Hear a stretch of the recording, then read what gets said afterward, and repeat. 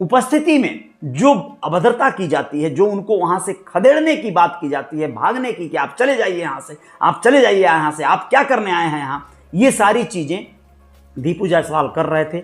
उनके समर्थक नारा लगा रहे थे, समाजवादी पार्टी मुर्दाबाद, बाद में रामभुआल निषाद मुर्दाबाद भी नारे लगाए गए। आप लोगों को बता दें कि जो वहां पर हुआ, वहां पर समाजवादी पार्टी के सांसद रामभुआल निषाद के छोटे भाई मनोज निषाद बीच बचाव करने अगर बीच में आए तो उन्हें धक्का दिया गया, उनके साथ भी बदतमीजी की गई। उनके कुछ और सहयोगी समझाने के मकसद से आए, उनके गनर या उनके अन्य लोग, उनको भी डांट दिया गया बुरी तरह से। ये डांटने की वीडियोज सब लोगों के नज़रों में है, सबके ध्यान में है। आप लोगों को बता दें कि ये जो कुछ भी चल रहा था, यहाँ बहुत कुछ हो सकता था। आप लोग याद कीजिए, स्वर्गीय जमुना निषाद जब जीवित थे तो उनके साथ भी एक कांड हुआ था, एक ऐसा कांड जिसके एवज में वर्षों वर्ष उन्हें जेल में रहना पड़ा था। क्या आपको नहीं लगता कि कुछ ऐसा ही षड्यंत्र वहां हो सकता था? क्या आपको नहीं लगता कि वहां पर जरा सी भी गतिविधियां अगर सांसद के तरफ से की गई होती तो वहां पर कितना बड़ा बलबा हो सकता था, कितना बड़ा विवाद हो सकता था? क्या आप इस बात से परहेज करेंगे कि वहां पर कहीं ऐसी ही कोई नियति से प्लान तो नहीं किया गया था कि जरा सी भी हरकत सांसद करें और उसके बाद उनके साथ वो सारी गतिविधियां की जाएं जिसे विवाद कहते हैं, जिसे मारपीट कहते हैं, और उसके बाद उन्हें ही पुलिस से प्रताड़ित भी करवाया जाए, पुलिस के द्वारा गिरफ्तारी दिखाई जाए, उनकी ही गुंडागर्दी दिखा दी जाए, उनके असलहे जो बचे खुचे होंगे वो भी जब्ती करवाए जाएं, उनको जेल भिजवाया जाए, उनकी पुरानी हिस्ट्री सीट या चार्जशीट खुलवाई जाए। ये सारी योजनाएं हो सकती हैं। आने वाले वक्त में कुछ भी प्लानिंग हो सकता है, इस बात के लिए सजग भी रहना जरूरी है, सावधान भी रहना जरूरी है। लेकिन देखने वाली बात है कि आखिर हुआ कैसे और ये क्यों हुआ, किसी ने इतनी हिमाकत कैसे कर लिया।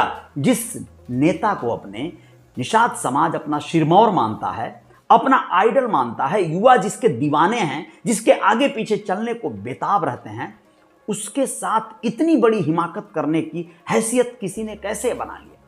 तो बता दें आप लोगों को, जैसा कि कहावत आप लोग जानते होंगे कि अपने सिवान में एक मामूली सा कोई भी एक ऐसा मतलब बहादुर बन जाता है, अपने गांव में कोई भी शेर बन जाता है।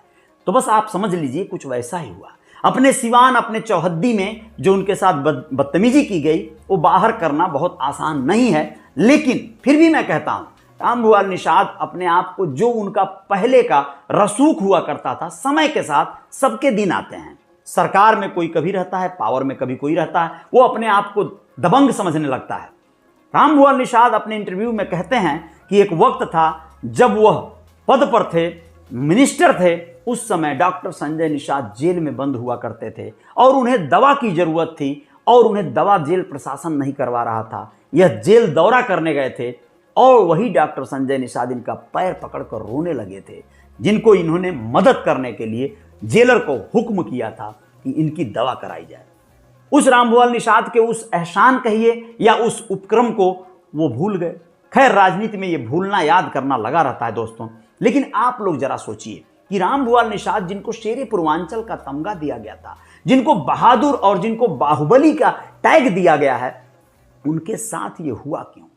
मैं कंक्लूजन तक जाऊंगा, वीडियो लंबी हो सकती है, इसे कुछ पार्ट में भेजेंगे आप लोगों को, लेकिन बस ये समझ लीजिए वहां जो भी विभत्स घटना घटी उसमें बहुत बड़ा कुछ हो सकता है। रामभुआल निषाद कहते हैं कि वो अपने सुपुत्र प्रवीण निषाद को आने वाले भविष्य में अगर पार्टी ने परमिशन दिया, टिकट दिया, तो चौरी चौरा विधानसभा से विधायकी का चुनाव लड़वा सकते हैं। इस बात की भनक इन लोगों को लग गई थी, जो वर्तमान विधायक हैं या फिर जो भविष्य के विधायक हैं, दीपू जायसवाल जी। तो इन लोगों को बुरी लगी कि यहां पर हम घुसने नहीं देंगे। सोचिए राजनीति का स्तर आज कितना गिर चुका है कि लोग किसी से लड़ के हार या जीत तय करना नहीं चाहते हैं, बल्कि बिना लड़े, यानी कोई लड़ने के लिए आके ताल ठोक रहा है तो उससे हाथ नहीं मिलाएंगे। आप लोग ऐसा अखाड़ों में देखे होंगे, पहले के समय में कई एक पहलवान घूमते थे अखाड़ों में, उनसे कोई ताल ठोक कर हाथ मिलाने आता था तो उसे वो हकालते थे, हटाते थे, अरे हटो जाओ, हटो जाओ। अगर बहुत बहादुर होते तो शायद तुरंत हाथ मिलाते और भांज कर पटक देते, लेकिन ऐसा नहीं करते थे लोग। वो घबराते थे, कौन है ये, अंदाज नहीं पाते थे कि अगर ये हाथ मिलाने के लिए छरक के आ रहा है तो कहीं ऐसा ना हो हल्का फुल्का शरीर का दिख रहा है लेकिन हम पे भारी पड़ जाए। कुछ ऐसा ही अंदाजा सोचिए जहां पर ये बात खुल के दीपू जायसवाल ने कहा है कि ये यहां से विधानसभा आ रहे हैं लड़ने, ये यहां के जनता के सुख दुख में नहीं आते हैं, ये इसी में राजनीति करने आए हैं, तो हम इनको राजनीति नहीं करने देंगे, हम अपने विधानसभा में इनको घुसने नहीं देंगे। ये बातें इसके पहले भी कई लोग कह चुके हैं राम भुआल को कि हम यहां घुसने नहीं देंगे, हम यहां बैठने नहीं देंगे। लेकिन राम भुआल को जहां पार्टी आदेश कर देती है, राम भुआल वहां से बहुत दबंगई से चुनाव लड़ते हैं और ज्यादातर चुनावों में परिणाम आते हैं। यह बात अलग है कि विगत कुछ वर्षों में उनकी राजनीतिक शाख खसकी थी, गिरावट आई थी उसमें ग्राफ में, और उस गिरावट के चलते उनको अपना जो विधानसभा था, जो उनका लोकसभा क्षेत्र था, वहां पर उनकी थोड़ी सी पकड़ कमजोर पड़ती नजर आई। उनकी पार्टी की पकड़ या उनकी पकड़ जो भी कह लीजिए। इसमें सबसे बड़ा जो कारण बना, मैं आप लोगों को बताना चाहता हूं क्रमशः, चूंकि आप लोगों को यह समझ में आ चुका होगा कि रियल रिपोर्टर न्यूज पर रियल बातें कही जाएंगी। यहां पर किसी की न बहुत निंदा, न किसी को शर्मिंदा, न किसी की तारीफ की बात होगी। यहां जो सत्य है उसे रखने का प्रयास किया जाएगा। आप लोग इस बात से सहमत होंगे, वीडियो को लाइक करना मत भूलिएगा, कमेंट बॉक्स में अपने सुझाव भी देते जाइएगा। इसी से संबल मिलता है और पता चलता है कि मैं ठीक हूं, मैं सही बोल रहा हूं या गलत। दोस्तों, आप लोगों को बता दें कि राम भुआल निषाद जब नेता हुए तो उस समय अपने आप में पद की एक गरिमा होती थी, प्रतिष्ठा होती थी। उस पद प्रतिष्ठा पे रहकर उन्होंने कई एक गंभीर और बड़े निर्णय लिए। आप लोगों को बताएं कि वो निर्णय कई बार क्या होते हैं कि कुछ उसमें से सही होते हैं, कुछ गलत होते हैं। लोगों का बहुत सारा अलग अलग तरह का डिसीजन होता है। आप लोग समझिए क्या होता है। एक जो सबसे बड़ा जो विघटन का कारण बना, उस सबसे बड़ा कारण है कि राम भुआल निषाद ने कई एक ऐसे फैसले लिए जिससे कुछ लोग खुश तो कुछ लोग नाखुश। जो नाखुश हुए उनकी निंदा करने लगे, जो खुश हुए भाई उनके साथ हो गए। आज भी राम भुआल निषाद के साथ एक बड़ी आबादी मूव करती है, बड़ी आबादी उनको लाइक करती है। लेकिन बहुत सारे लोग हैं, जब से दूसरी पार्टियों ने अपनी धाक जमाई, दूसरे नेताओं ने अपना रसूख जमाया, तो उनकी जो है कुछ न कुछ बंटवारे हो गए, उन्हीं के लोग छटते चले गए। मान लीजिए वो सरकार में नहीं आए या वो चुनाव हार गए, उनकी पार्टी सत्ता में नहीं आई, तो कई एक ऐसे लोग थे जिनको संरक्षण चाहिए था। राम भुआल निषाद के साथ वो लोग इसलिए सटे थे क्योंकि उनको सुरक्षा चाहिए थी, उनको भरोसा चाहिए था, गारंटी चाहिए थी। अब वो गारंटी कौन दे, तो दूसरी पार्टियों में उनका सरकाव हो गया। यानी कुछ लोग ऐसे होते हैं जो शासन सत्ता के साथ ही रहना चाहते हैं। उनके अंदर अच्छाई भी हो सकती है, बुराई भी हो सकता है वो कोई क्रिमिनल हो, उनके ऊपर कई एक फाइलें लदी हों, कई एक मतलब परेशानियां हों उनकी। अगर वो शासन सत्ता के साथ नहीं रहेंगे, परेशान कर दिए जाएंगे। तो राम भुआल निषाद को छोड़ने वाला क्रम जो लोग छोड़े वो लोग, हो सकता है इसी वजह से ज्यादातर लोग मूव कर गए दूसरे दलों में, दूसरे नेताओं के साथ, दूसरी पार्टियों में। अब मैं आप लोगों को बताना चाहता हूं कुछ कमियां यहां भी रही। कमियां किस तरह की रही? एक कहावत आप लोगों ने सुना होगा, निंदक नियरे राखिए निर्मल कुटी आंगन कुटी छवाए, बिन साबुन बिन तेल के निर्मल करे सुहाए। यहां पर राम भुआल निषाद को यह चीज स्वीकार नहीं हुआ।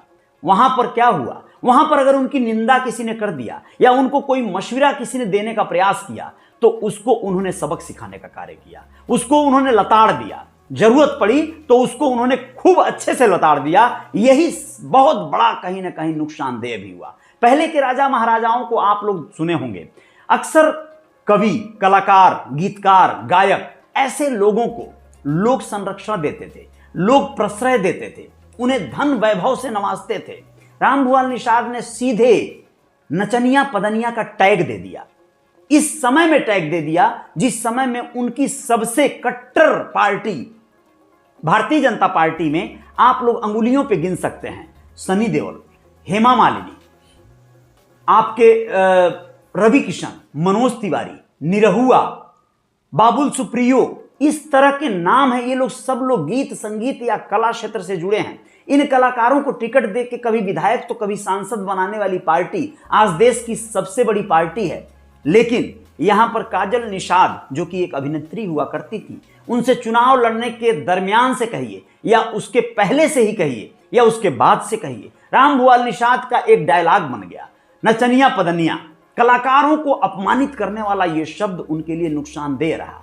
सोशल मीडिया या मीडिया के बहुत ज्यादा वैल्यू को समझ न पाना, यह भी एक घातक बात रही। अपने आप को ही ज्यादा प्राथमिकता देना, यह एक विशेष बात रही उनकी। यह बात ठीक लगती है, लेकिन आप सोचिए आज के तारीख में जहां भारतीय जनता पार्टी, देश के प्रधानमंत्री, सूबे के मुखिया, ये लोग सोशल मीडिया और मीडिया का जमकर सदुपयोग करके अपने आप को काबिज किए हुए हैं, बड़े पैकेज में मीडिया को मैनेज किया जाता है, वहां पर मीडिया की अवहेलना किस हद तक जो है स्वीकार की जाएगी। इनको अपना खुद का एक वार, मतलब समझिए सोशल मीडिया सेल बनाना चाहिए। ऐसे में ये चीज को उपजाने के जगह पर, इस चीज को और ज्यादा बेहतर मजबूत बनाने के जगह पर ये उसको कहीं ना कहीं नजरअंदाज करते गए। ये बहुत बड़ी बात थी। साथ ही साथ बता दूं आप लोगों को कि जब ये मंत्री थे तो उन्होंने अपनी शक्तियों को बढ़ाने के बजाय अपनी संपत्तियों को बढ़ाने में ज्यादा कहीं रुचि दिखाई। यह बात सत्य है, यह बात सत्य है। इसलिए ये परेशानियां हुई कि उनको कई बार दल बदल का भी कार्य करना पड़ा। हो सकता है कोई डर भी रहा हो कि अगर इस पार्टी से उस पार्टी में नहीं गए तो जेल जाना पड़ सकता है, कोई और खतरनाक बात हो सकती है। इस वजह से भी नेता यहां से वहां होते रहते हैं। लेकिन आपको बताएं, जब ऐसा हुआ तो इनकी जो राष्ट्रीय स्तर पर पकड़ बन सकती थी राजनीति में, उसमें बट्टा लगा, उसमें गिरावट आई और ये प्रदेश स्तर पे ही संघर्षरत रहे, यानी राष्ट्रीय स्तर पर राजनीति में शुमार नहीं हो पाए। ये एक बहुत बड़ी कमी रही। साथ ही आप लोगों को बता दें कि बहुत से लोगों को धनवान व शक्तिशाली तथा सक्षम बनाने के जगह पर निजी स्वार्थों के चलते पक्षपात की कार्रवाई ज्यादा करवाए, जिससे कि कुछ थोड़े बहुत लोगों को खुश किए लेकिन बड़ी आबादी को असंतुष्ट कर दिए।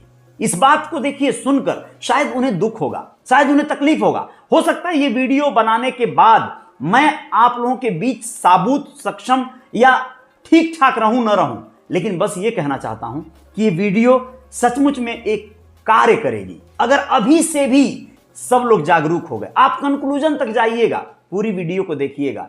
मैं चाहता नहीं हूं कि हमारे समाज को एक बार और बड़ी क्षति का मुंह देखना पड़े। आप सबको राम भुआल निषाद के साथ देना होगा, साथ रहना होगा, उनको मजबूत बनाना होगा, लेकिन उनके अंदर भी अपने आप को बहुत बड़ा परिवर्तन लाने की आवश्यकता है और वो परिवर्तन उन्हें बहुत बड़ा सिरमौर अभी भी बनाने की क्षमता रखता है। आप लोगों को बता दें कि संगठित व संयुक्त परिवार में विघटन की कार्रवाइयों से ने उन्हें बहुत अंदरूनी तौर पे कमजोर किया, जिसका उन्हें कभी पश्चाताप भी शायद नहीं हुआ होगा। ये सत्य है। इन चीजों को महसूस किए होंगे। कभी जो तामझाम और लकदक और लंबी चौड़ी गाड़ियों की लाइनें लेकर चलते थे, 10 गाड़ियों का काफिला लेकर चलते थे, आखिर क्या हुआ होगा कि उसमें गिरावट आती गई? क्यों वो 1-2 गाड़ियां चौरी चौरा में, सोचिए उनके समर्थक कितने थे। अगर ज्यादा संख्या में समर्थक गए होते तो शायद सामने वाले जो लोग थे उनको भी भय लगता, या हो सकता है बात बिगड़ भी जाती, ये भी हो सकता है। चलिए कम से कम वो विवाद होने से बचा। मैं आप लोगों को कहना चाहता हूं कि कई बार अपने आप को मजबूत बनाने की कवायद नुकसान भी देती है। अपने लोगों को मजबूत बना, जिस पार्टी से वो आते हैं उस पार्टी में सिर्फ अपने बेटों, अपने बहुओं को ही नेता नहीं बनाया गया, अपने दूसरे लोगों को, अपने पटीदार, अपने समाज, अपने इर्द गिर्द के कुछ लोगों को परिवारवाद को बढ़ावा दिया गया। पार्टी पे आरोप लगता है ना, परिवारवाद को बढ़ावा दिया गया। उनके परिवार में 10 लोग MP MLA और 20 लोग विधायक और तमाम लोग हैं, ऐसा कहा जाता है। कोई बुआ का लड़का, कोई मौसी का लड़का, कोई ऐसा इनके परिवार या इनके रिश्तेदारों में यदि लोग नहीं हैं तो समाज में तो लोग हैं। ऐसे लोगों को चिन्हित करना चाहिए, जो लोग राजनीति में उभर कर सामने आ सकते हैं, राजनीति में बेहतर कार्य कर सकते हैं। उन लोगों को बढ़ाने का कार्य करना चाहिए था। और हो सकता है वो बढ़ाने का कार्य किए भी हों, लोग बढ़ ना पाए हों, तो भी